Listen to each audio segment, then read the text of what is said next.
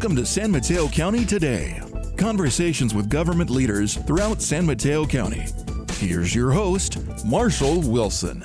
Welcome to San Mateo County Today. I'm your host, Marshall Wilson. Today we're focusing on all things Burlingame with our guest, the Mayor of Burlingame, Ann Keighran.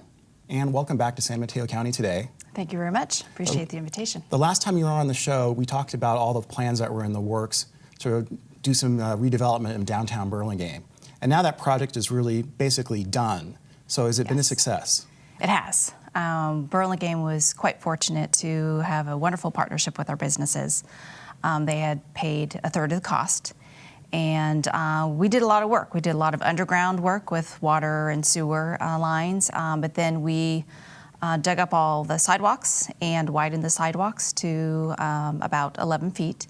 And redid all the landscaping, so we have the hanging plants, all new light fixtures, kind of old antique fixtures that incorporate themselves really with the feel of Burlingame. We changed from angled parking to parallel parking. I think that was the biggest obstacle for us initially, that people were like, oh, we don't normally parallel park, it's going to slow down traffic, which actually was a good thing, because one of the issues we were having on Burlingame Avenue was speeding of cars, and so with the parallel parking, it actually has slowed down the traffic, which people do appreciate now. And we purposely made the parallel parking bigger than the standard, so it would be easy for people to back in. And then we installed all the smart meters. So it really renovated kind of our downtown, rejuvenated the downtown. So I think, you know, the biggest complaint now is it's really successful, and there's more people in downtown, so now we can't find parking. But it might be, you know, a good problem to have. Yes, I think with downtowns, it's always a better problem to have. You know, it feels too crowded almost, rather than just almost a ghost town of a downtown.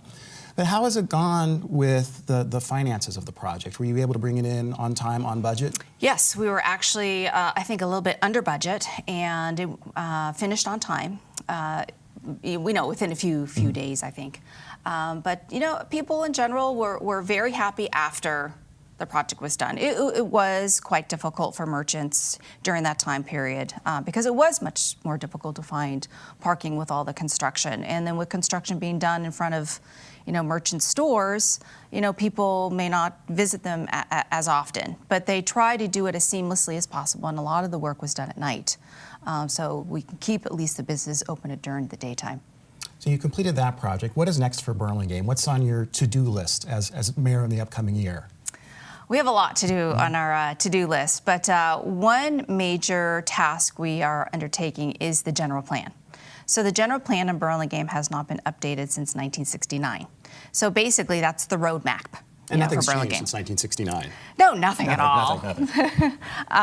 But actually, this is kind of a once-in-a-lifetime opportunity for the community to really talk about how they would like Burlingame to change, and if they want it to change. Change is inevitable, but how much change is kind of what we need to decide. And so we're kind of looking at underutilized areas in Burlingame, and one being the Rollins Road industrial area, and then also the Bayfront. And so we're really looking for people to give us some feedback of what they'd like to see. We have put together a stakeholder group of 22 people from different arenas of Burlingame. So different types of businesses, people who live in single residence, multi-dwelling. We have some merchants, some landowners. And so at least it gives us kind of a diversity of what we would like to see in the town of Burlingame. So this is going to be a project that takes about 1.5 years to 2 years to develop. And is that going to lay out, I mean, the blueprint for development in the future? So is it going to set like zoning standards, height limits? Yes, correct, right. You know, traffic and parking issues, circulation. For example, we're looking at, let's say, the Rollins Road area where it's mainly industrial. That has kind of changed a little bit over the years with recreation. But there is talk about, well, maybe we should look at housing in that area since it's very close to public transportation, such as live-work units or entry-level multi-dwelling residential. So also the Bayfront, you know, how can we change that? It's a perfect location in the middle of, you know, San Francisco and San Jose to look at, you know, a tech hub or looking at how we can differentiate, different types of office buildings. There has been some discussion about housing. So it's like I said, a once-in-a-lifetime opportunity to really see how we want to see Burlingame evolve for the next, 20, 30, 50 years. So there's actually talk of housing east of 101 in that area? There has been talk about that. I haven't heard that. We haven't had, public hearings at this point. This is just ideas. Ideas, right. And so, once we get, further down the road, then we'll have the public hearings to really make those tough decisions.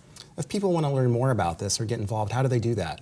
They can actually go to the Burlingame website, www.burlingame.org, and there is a separate section that says General Plan, and they click on it, and they can look at all the minutes and upcoming meetings. Okay. So this is your third stint as the mayor of Burlingame. Yes. How have things changed over the years for you as mayor? What do you see the differences in the community and just sort of your leadership role in the community? How have you seen it change? I think, I am fortunate to be in a community that's quite involved. Also quite fortunate to work with people that are dedicated to Burlingame. So that part hasn't changed at all. And so I've been fortunate over the years. I'd say probably, the biggest change overall is development. Burlingame is known as a quaint town, and we have kept that. Even though we may see a little more building than usual, let's say in the last 10 years, we still have design review. So we really are looking at every project individually to really see that it fits into the charm. So I would say that's probably the biggest difference is that there's a little more development, and that's due to also the talk of affordable housing in our region. It's very difficult for people to live in the Bay Area.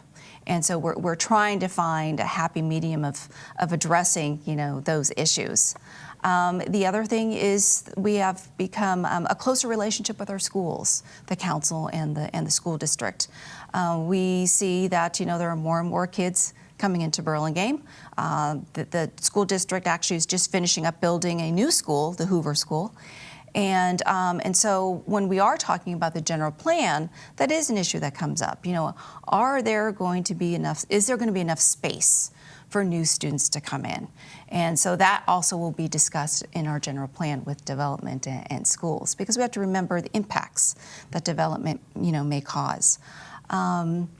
We have obtained really good relationships with our merchants and our landlords, and we definitely saw that with our downtown Burlingame. I mean, that's probably one of the biggest changes since I've been on the council is redoing our downtown. Safeway project, of course, that was a long project that took quite some time initially, but then when we came back to the table the second time around, it took 18 months from beginning to end of the process. So. I think over the years we've gotten a lot more volunteers and a lot more people from different segments of Burlingame to really get involved. And that, I think, is the ultimate goal for me, because the community is the boss. I work for the community, and I work with my colleagues to try to accomplish the goals that our city would like to see us do. And some of these issues we're talking about, parking, for instance, traffic, affordable housing in general, are really regional problems or regional issues. Right. How does Burlingame work, as a whole with the rest of the county and basically the entire San Mateo County? Well, at this point, I know Burlingame has done its part in regards to trying to get more development. We are actually either the fourth or fifth densest city in the county, which people would not figure since we're so small. Yeah, I would not have guessed that at all. And then also the majority of people in Burlingame rent, 52% rent in Burlingame. And so a lot of people don't know that either. But we are actually, there is a county task force that are addressing affordable housing needs. And so we do have a representative from Burlingame that goes to those meetings to see what else we can do, whether that is doing more development, or looking at impact fees, talking with larger companies to see how do we provide housing. And it may not be just in Burlingame. We have to look at where can we build housing in the county. And so I do think the idea of the county task force is the only way you're really going to, address that issue. And like you said, when you have additional housing, it causes other issues, whether it's parking, traffic, school impacts. So we have to look at it holistically and not just piecemeal it. And one thing I think we are seeing, and you touched on it, it seems like there are a lot more families around these days, not just in Burlingame, but all throughout San Mateo County. And that, say when I was growing up, was kind of the end of the baby boom, and a lot of schools were closing down, and now we're actually seeing this surge of schools opening up again and the demand for parks. Right. And in regards to parks, we are looking at capital improvements in Burlingame, and that's kind of one of the things in Burlingame is the shortage of fields. And so we are looking at some state land in Burlingame to try to convert that into some type of park that is beneficial for the whole community and to incorporate possibly some fields on that state park. We are looking at leasing it, and there are other applicants. So we're hoping that we can move forward possibly, with that project. In addition to that, we are looking at our recreation center. And our recreation center was built, I think, in 1944 or 1945, and has some seismic issues, safety issues, of course, and there's been little work done to that building over the years. So we are looking at building a new community center. It would be 2 stories, and it's located in our Washington Park. So we really want to preserve the park. So actually the footprint of it is only 1,000 square feet bigger than what it is now. But instead of a single story, we would do a 2-story, then try to incorporate some at-grade parking and underground parking, so that would help the downtown in regards to their parking issues, but also help the neighborhood so that people aren't parking in front of everyone's houses. They have a place to park. So that is going to be a big undertaking for the council. It will probably cost somewhere between 30 to 40 million. So the council is going to be talking in the next couple weeks, actually, on whether or not we will put a bond measure this coming November election. And then maybe incorporate some other capital improvements, such as maybe the Bayside Park into that, and also maybe some safety issues that we've been having with Hoover School with pedestrians and traffic with a new school, and kind of incorporate it into a quality of life bond or whatever type of tax we'll look at. So we'll definitely be looking at all those different details and options to see what we think may work best for the community. You said something interesting, that 52% of your residents are renters. Yes. I wasn't aware of that. Yes. How does that impact, say, voting trends and that investment in the community?